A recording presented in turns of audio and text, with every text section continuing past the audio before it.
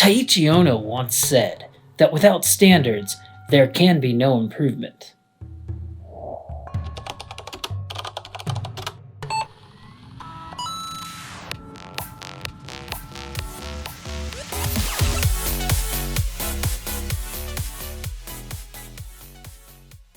Oh no, here he goes again, trying to push rules on us. If he wants us to write code his way, why doesn't he just write it himself? That was something a younger version of myself would have said if it was me watching this video then. To my younger self, I'd have to say, trust me on this.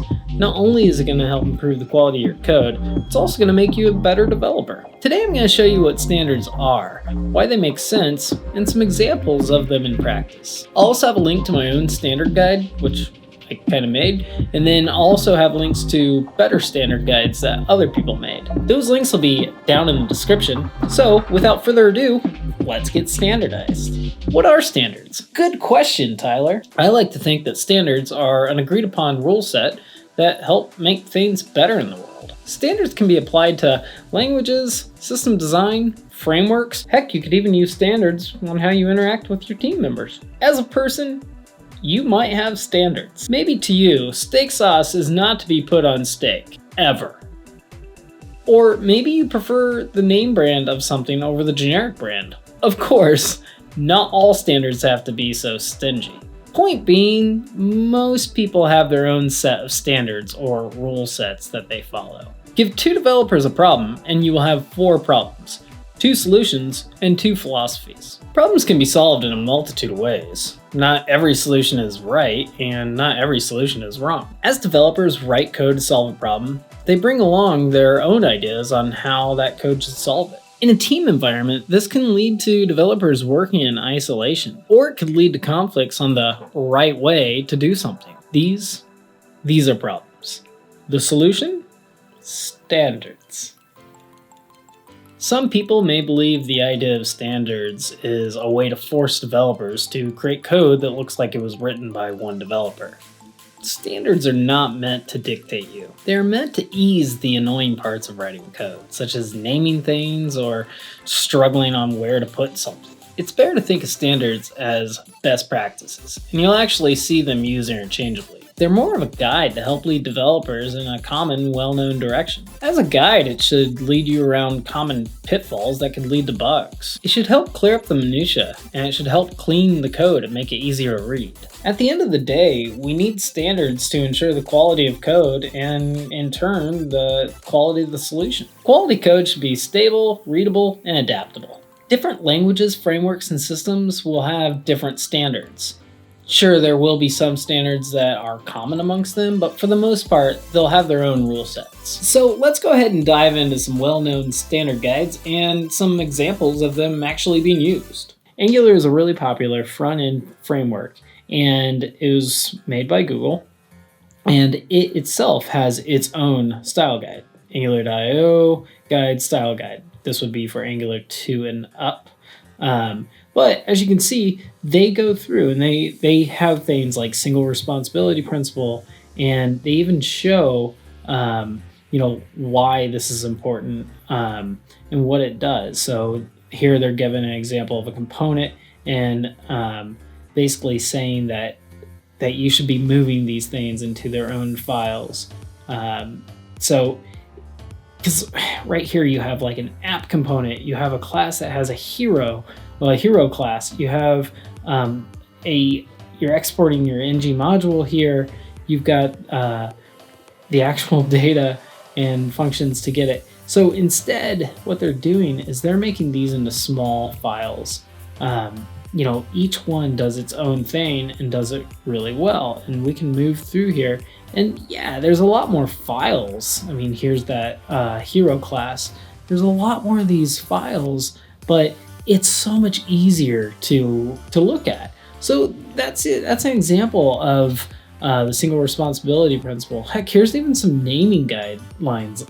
I mean, saying that the pattern is feature type TS. Like, that's so good because it helps you kind of identify where to find things, which looking at something and just looking at the file name or the class name can help you understand what it does or where it's from. And I mean, this goes into a lot of detail. I don't know if you can find my little scroll bar over here, but this is crazy. There's a lot of stuff. You might have these guides, you might have these rule sets, but the best way to enforce them is to put tooling around it instead of actually having to go in and look at a review of someone who's doing something and having to point out and say, hey, you should have used tabs instead of spaces, or the naming of that is garbage. So instead, you can find tooling, and that's exactly what this is. This is TS-lint.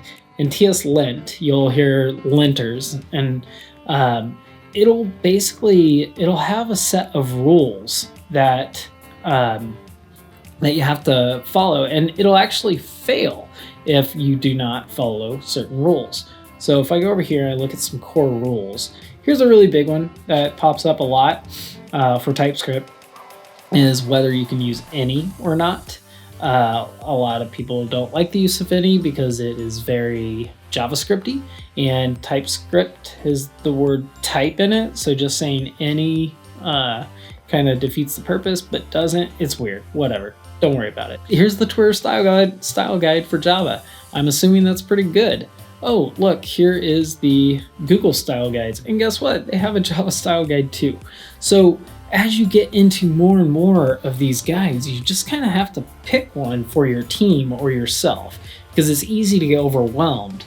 But what I found was going into a guide, taking what I really liked and what I found actually works, and then take that and build my own guide to be able to make it work for me. I mean, I have adapted guides. I've adapted things into my own personal .NET guide, but I'm still willing to change things as things grow, and I always look at guides like this. I want to kind of go and show my guide. So I have a opinionated C# standards guide out on my GitHub for Devsplained, and it just goes through and says, okay, well, how should you indent things? And I give whys. I kind of show block statements, and this is actually something I'm gonna show, because this is big for me, because this should not be a thing to make everyone's code look the same.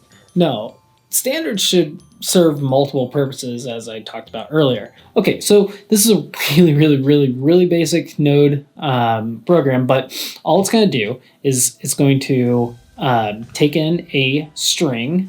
It's going to have a string. It's going to be called message. So message is going to start out as hello.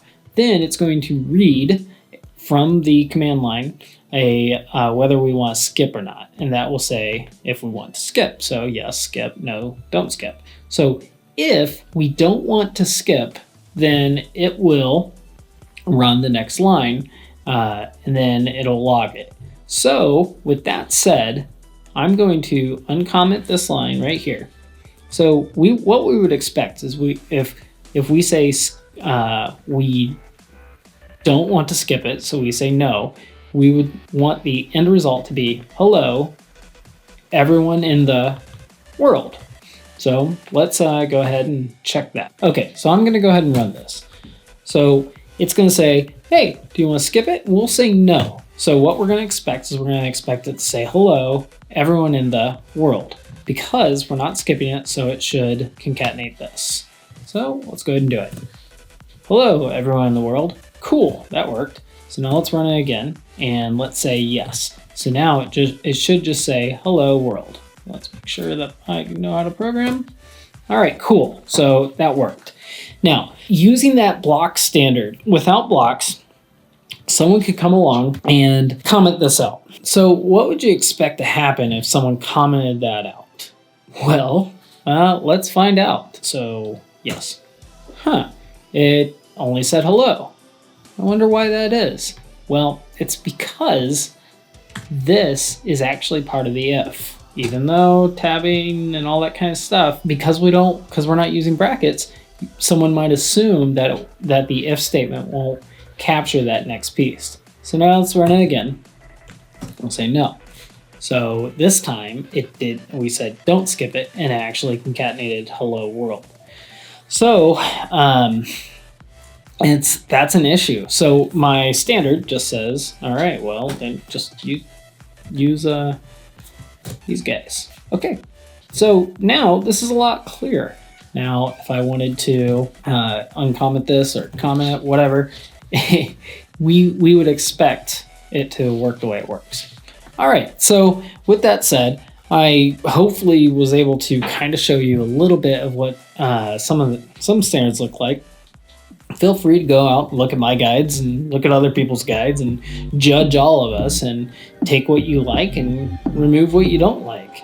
I have a very opinionated approach on what code should look like and what an example class in .NET should look like. That's just, my own standard, but you can use it, you can reject it, whatever. But the goal being is that you use it with a team and you say, you write code this way and we write code this way, and this way we're solving things in a way that gets rid of all the minutia and all the garbage, blah, blah, blah. So hopefully you can now understand how standards can actually help you and they can help your solutions. Obviously, there are tons of ways to create standards, but the goal is to have an agreed upon living document that can be referenced to assist in building solutions. All right, so that's it. If you have any questions, contact me somehow. There's links in the description, and you'll have my backing blog for a lot more details about all these things that we talked about, because standards is a pretty big topic, whatever. But anyways, I'll see you next time. See ya.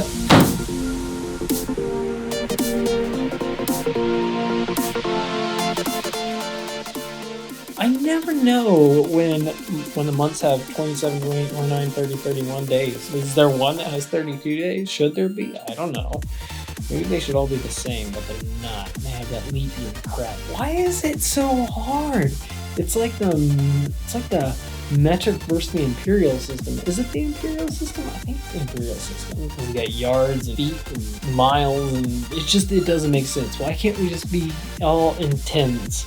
As a software developer, that just makes sense to me. Just move the decimal place. It's that easy, but now instead we have yards. It's a yard. I don't know. That looks like it's about a yard. Like my front yard? I don't even care. I am done.